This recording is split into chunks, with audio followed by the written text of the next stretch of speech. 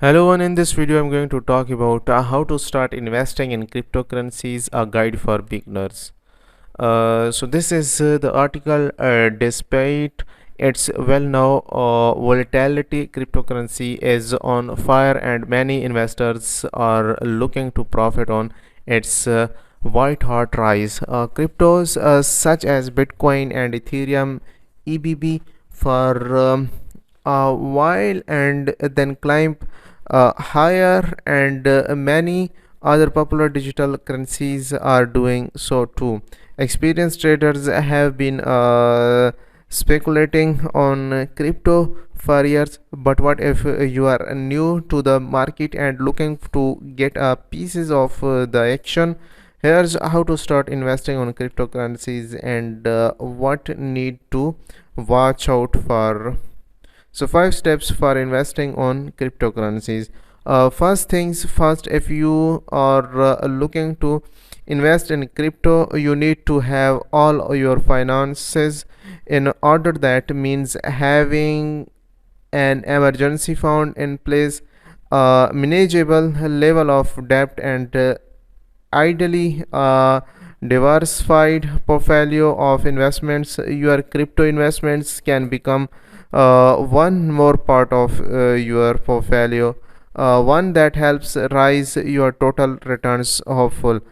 Pay attention to these 5 other things as you are starting to invest in cryptocurrency. First thing is understand what you investing in. So as you would for any investment, understand exactly what you are investing in. If you are buying stocks, it's important to read the prospectus and analyze the companies thoroughly.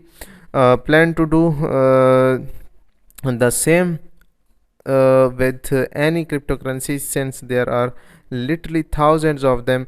They all function differently, and new ones are being created every day.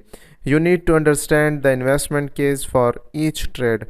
In the case of many cryptocurrencies, they're backed by nothing at all, neither hard assets or cash flow. That's the case for Bitcoin, for example, where investors rely exclusively on someone paying more for the assets than they paid for it.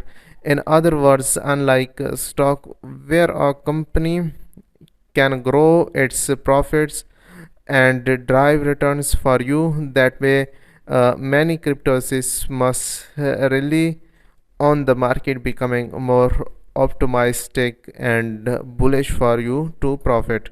Also, you can check the more information. The second thing, remember the past is past. A mistake that many new investors make is looking at the past and extrapolating that to the future. Yes, Bitcoin used to be worth pennies, but now is worth much more. The key questions, however, is will that growth continue into the future, even if it's not at quite that meteoric rate. Investors look to the future, not to what an assist has done in the past. What will drive future returns? Traders buying cryptocurrency today need tomorrow gains, not yesterday's. So the third thing, watch that volatility. And the prices of cryptocurrencies are about as volatile as an assist can get. They could drop quickly in seconds on nothing more than a rumor that ends up proving baseless.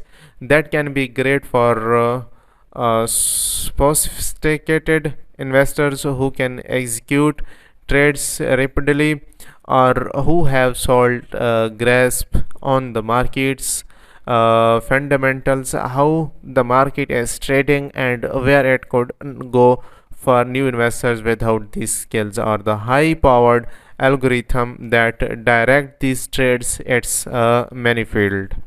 So the fourth thing is manage your risk. If you are trading any assist on a short-term basis, you need to manage your risk, and that can be especially true with volatile assets such as cryptocurrency. So as a never trader, you will need to understand how best to manage risk and develop a process that helps you mitigate losses, and that process can vary from individual to individual.